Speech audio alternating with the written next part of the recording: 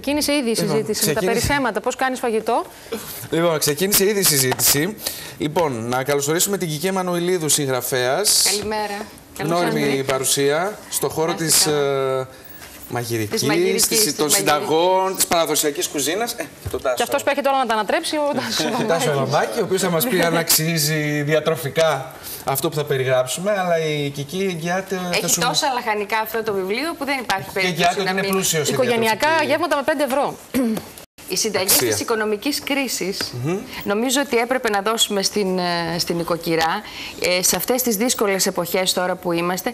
Νομίζω ότι έπρεπε να δώσουμε ένα βιβλίο με οικονομικές συνταγές. Ένα βιβλίο που πέρα από τις συνταγές έχει και πάρα πολλές συμβουλές για το πώς θα μπορέσουμε να μαγειρέψουμε για την οικογένειά μας, γιατί ταΐζουμε κάθε μέρα όλοι στο σπίτι από 4 έως 6 άτομα πολλές φορές, και γι' αυτό θα πρέπει να ακολουθήσει τις συμβουλές μας για να έχει όφελος οικονομικό. Τώρα, μου ακούγεται λίγο περίεργο με 5 ευρώ με 5 να μαγειρέψουμε ένα γεύμα για 4 έως 5 άτομα αυτό συζητούσαμε και έξω. Εγώ έχω κάνει μία έρευνα σε όλες τις κεντρικές αγορές των πόλεων. Πάμε στη Θεσσαλονίκη, στη δική μας κεντρική αγορά. Ένα λαχανικό που θα το βρείτε με 1 ευρώ το κιλό, στη γειτονιά μπορείτε να το βρείτε και με 2. Εξαρτάται από πού θέλει να ψωνίσει ο καθένας. Ναι, αλλά να πάρει τώρα λεωφορείο, να πάρει οποιοδήποτε άλλο μέσο για να κατεβεί να αγοράσει. Εάν αυτό το κάνει μία φορά την εβδομάδα και έχει μία λίστα, όλα είναι θέμα οικιακής οικονομίας, οργάνωσης. Εάν έχει μία λίστα με το τι θέλει να φάει η οικογένεια όλη την εβδομάδα, άνετα μπορούμε να κάνουμε το πρόγραμμά μας, να το πάρουμε μαζί μας, να πάμε στην κεντρική αγορά, να ψωνίσουμε ό,τι μας χρειάζεται για όλη την εβδομάδα, και τότε θα έχουμε πολύ μεγάλο όφελος οικονομικό. Τι μας προτείνεις, για παράδειγμα, ενδεικτικά? Εγώ προτείνω ακόμη και περισσέματα. Και αν θα δείτε, υπάρχει μια συνταγή με περισσέματα που μας περισσέψανε. Για να δούμε την πρώτη μας συνταγή. Που μας περισσέψανε λίγα μακαρόνια, λίγες πατάτες, χτυπήσαμε από πάνω και λίγα αυγά με 2 λουκάνικα και κάναμε ένα γεύμα για την οικογένεια. Θα το δούμε, ναι. Τώρα έχουμε άλλο μια ενδεικτική συνταγή. Να δούμε ενδεικτικά τις συνταγές που μας ετοίμασες. Να τις δούμε. Ωραία. Κουνουπίδι γιαχνί με καρότα. Αυτό και υγιεινό μου ακούγεται, Τάσο. Ναι, μπορεί να στηριχθεί. Όλα τα γεύματα λίγο που τα κοιτούσαμε στηρίζονται. Σημειώστε εσείς αν έχετε χαρτιμολύβι. Σε λαχανικά που είναι πλούσιο σε φυτική ίνα, σε βιταμίνες.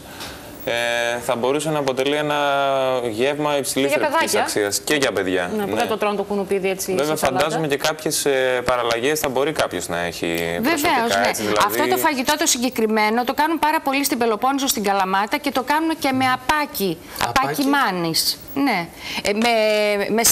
Με σύγκλινο μάνης. Ή το κάνουν και στην Κρήτη με το απάκι. Το κρέας. Είναι κρέας καπνιστό. Εγώ βέβαια πάω στις μελιτζάνες που βλέπω και διάφορα ημάμπα ελληνική και αυτά. Αυτά είναι βασιλικά γεύματα, παρότι είναι με 5 ευρώ.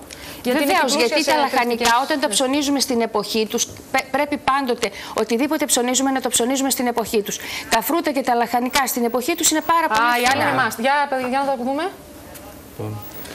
Φρέσκα κρεμμυδάκια με ρύζι και δαμάσκηνα στο φούρνο. Μπράβο. Βεβαίως. Αυτό είναι ένα υπέροχο φαγητό, πάρα πολύ νόστιμο, γιατί το φρέσκο κρεμμυδάκι είναι πάρα πολύ νόστιμο. Το ρύζι επίσης μας δίνει πολύ νοστιμιά. Οι πατάτες, ο δυόσμος, ο οποίος δίνει εξαίρετα αρώματα, η ντομάτα, όλα αυτά. Και μάλιστα χωρίς το δαμάσκηνο είναι μια πολύ καλή γέμιση που στη Βέρεια, στην πατρίδα μου, οι ντόπιοι γεμίζουν με αυτή τη γέμιση το κατσικάκι του στο Πάσχα. Λοιπόν. Ο Κιλιόδουλος αρχισυντάκτης μας, ο οποίος υποτίθεται ότι εδώ και χρόνια κάνει δίαιτα, αλλά εγώ δίαιτα δεν βλέπω. Και εγώ δίαιτα κάνω, αναρωτιέται πόσα κιλά λέει πρέπει να φάμε από αυτό για να χορτάσουμε. Ξέρεις τι, αυτό μόνο ζωτίζει ο Κυρόπουλος. Ότι η φτώχεια μας γεμίζει με θερμίδες, γιατί παίρνουμε πάρα πολλά μακαρόνια, ρύζια. Και αυτά... Τώρα στις συνταγές που είπαμε είναι ένα χαρακτηριστικό. Είναι πλούσιο σε λαχανικά που δεν έχουν υψηλή θερμιδική αξία και νομίζω μπορεί κανείς να αυξομειώσει τη θερμιδική αξία του φαγητού αν βάλει πιο πολύ λιγότερο λάδι. Οπότε είναι στο χέρι της νοικοκυράς πόσο θα φορτώσουμε θερμίδες σε ένα γεύμα. Μισή κούπα λάδι χρησιμοποιώ για να μαγειρέψουμε ένα φαγητό από 4 έως 6 άτομα. Όχι, είναι καλή αναλογία. Πόσο μαγειρεύεις? Τώρα με επιτρέψει τον ελληνικό, μιλάμε σαν... Ναι, εγώ μαγειρεύω μόνο για τον εαυτό μου. Αλλά μαγειρεύει πολύ για τους άλλους. Αλλά μαγειρεύει πάρα πολύ για τους άλλους. Στο δικό μου πώς θα έρθεις για μαγείρεμα? Μαγειρεύω συνήθως για 10 με 12 άτομα, γιατί έχω πολύ συχνά τραπεζώματα. Θα ήθελα να πω. Κατά τα άλλα της καθημερινότητας μαγειρεύω μόνο για τον εαυτό μου. Ότι ταιριάζει και με την εποχή, οι συνταγές που δώσαμε είναι κυρίως φυτοφαγικής φύσεως και ταιριάζει με την εποχή κάποιος να κάνει μια αποτοξίνωση, να του είναι και η οικονομική περίοδος μετά το Πάσχα, έτσι που έχει πλούσια κατανάλωση σε ζωικά προϊόντα, για να βοηθήσει και στην περίοδο της Πάντως αυτό που είπε η Δώρα έχει δίκιο. Σε περίοδους οικονομικής κρίσης που ο κόσμος δεν έχει χρήματα, συνήθως περισσότερο ψωμί, περισσότερα μακαρόνια, λαμβάνει περισσότερες θερμίδες. Και περισσότερους υδατάνθρακες, νομίζω. Δεν είναι μόνο αυτό. Εγώ νομίζω ότι ψυχολογικά το φαγητό είναι κάτι που στηρίζει τον άνθρωπο ψυχολογικά. Και γι' αυτό έχουμε μία αεροπή προς το φαγητό όταν έχουμε δυσκολίες ψυχολογικές και οικονομικές. Οι οικονομικές, μάλλον, είναι αυτές που μας φέρνουν τις ψυχολογικές δυσκολίες. Και είναι ένα βάλσαμο το φαγητό. Θα μπορούσαμε να το χρησιμοποιήσουμε αυτό στο να χορταίνουμε καλά, χωρίς να είναι οι επιλογές μας πολύ θερμιδικές.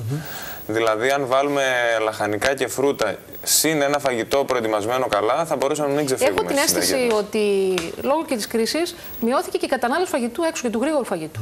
Δηλαδή, ακόμα και εδώ στη δουλειά βλέπω κόσμο που παραγγέλνει λιγότερο από ό,τι παραγγέλνει.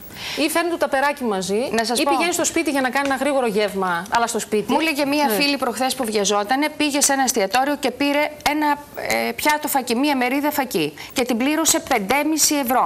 Με 5,5 ευρώ αγοράζουμε φακί για να φάμε έναν ολόκληρο χρόνο. Και όχι μόνο εμείς, όλη η οικογένειά μας. Να φάει όλη η οικογένεια με 5,5 ευρώ. Δεν ξέρω αν ξέρεις παλιά, αν πήγαινε και έτρωγε ένα πιάτο φακί σε ένα μαγειρίο και δεν το πλήρωνες, δεν μπορούσε κανείς να σε κυνηγήσει. Ήταν νόμος στα μαγειρία ότι. Ναι, ήταν το φαγητό του φτωχού. Ήταν το φαγητό του φτωχού. Ναι, το φαγητό του φτωχού. Η αλήθεια είναι ότι πρέπει να υιοθετήσουμε τη λογική του τάπερ. Όχι λόγω οικονομικής κρίσης μόνο, αλλά και λόγω υγιεινής διατροφικής. Το προετοιμασμένο φαγητό. Ναι, το προετοιμασμένο φαγητό στο σπίτι. Το να αγοράσω ένα σάντουιτς απ' έξω ή το να αγοράσω οτιδήποτε απ' έξω. Αν μη τι άλλο, θα μπορούσα να το πάρω από το σπίτι, εν πάση περιπτώσει. Ας είναι η ίδια επιλογή. Σάντουιτς που θα έπαιρνα από το σπίτι είναι πολύ πιο καλό σε θρεπτική αξία από τα τρόφιμα που θα επέλεγα από έξω. Ναι, βεβαίως. Υπάρχουν και από έξω επιλογές που μπορεί να είναι υγιεινές. Εν πάση περιπτώσει, όταν δεν μπορείς να πάρεις αυτή την επιλογή από το σπίτι, να κοιτάξεις να επιλέξεις από έξω ό,τι καλύτερο μπορείς. Δηλαδή να έχεις. Και εκεί να υποθέσω ότι είσαι υπέρ της λογικής του τάπερ στη δουλειά. Είμαι υπέρ της λογικής του τάπερ και αυτή τη στιγμή είναι τόσο διαδεδομένο που στο γραφείο το ψυγείο μας γεμίζει πλέον με τάπερ από τους συναδέλφους οι οποίοι θέλουν να αρχίζουν και οι επιχειρηματίες και είναι κακοί υπηρεσίες να έχουν χώρους εστίασης. Γιατί δεν υπάρχει πρόβλεψη γι' αυτό, ενώ σε όλες τις πολιτισμένες χώρες, ακόμα και στον τρίτο κόσμο, υπάρχει ένας χώρος να πας να φας, να κάνεις ένα διάλειμμα. Αυτό δεν υπάρχει. Η αλήθεια είναι ότι στο εξωτερικό, ειδικά σε Γερμανία και Αγγλία, η λογική του τάπερ. Τις συνθήκες εργασίας. Εγώ θα ήθελα τώρα, επειδή έρχεται μπροστά μας το καλοκαίρι, να δώσω μερικές συμβουλές. Δηλαδή, τώρα το καλοκαίρι που είναι φθηνά όλα τα λαχανικά, να αγοράσουμε λαχανικά, να τα βάλουμε στον καταψύκτη για να έχουμε να τρώμε όλο το χειμώνα. Είναι ένας πάρα πολύ οικονομικός τρόπος για να μπορέσουμε να δώσουμε λαχανικά και το χειμώνα στην οικογένειά μας χωρίς να επιβαρύνουμε τον προϋπολογισμό μας. Καλή όρεξη. Όποτε θέλεις, αύριο. Σας ευχαριστούμε. Λοιπόν, τώρα είναι ώρα μαγειρέματος, βέβαια. Να πούμε ότι το βιβλίο κυκλοφορεί από τις εκδόσεις Μαλιάρης Παιδεία και μπορεί να το βρει κανείς σε όλα τα καλά. Αλλά να αφήσουμε και τις κυρίες να πάνε να μαγειρέψουν, γιατί τις έχουμε καθυλώσει εδώ στις ζέκτες. Γιατί υπάρχουν και αυτοί που μας φροντίζουν για το φαγητό, πρέπει να πάνε να μαγειρέψουν. Καταπληκτικές πίτες επίσης. Λοιπόν. Καλημέρα. Να είστε καλά. Καλή σας μέρα και καλή όρεξη. Ευχαριστούμε.